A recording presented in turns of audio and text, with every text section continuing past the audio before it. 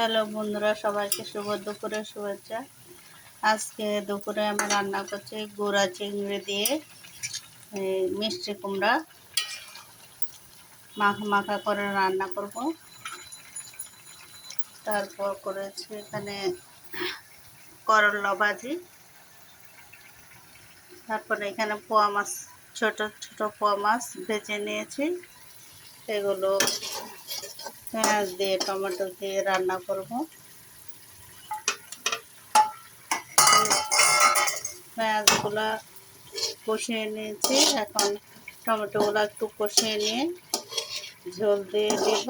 তারপরে মাছগুলো দিয়ে রান্না করব। এইটুকুই আজকের দুপুরে রান্না, আর ভাত তো থাকবেই।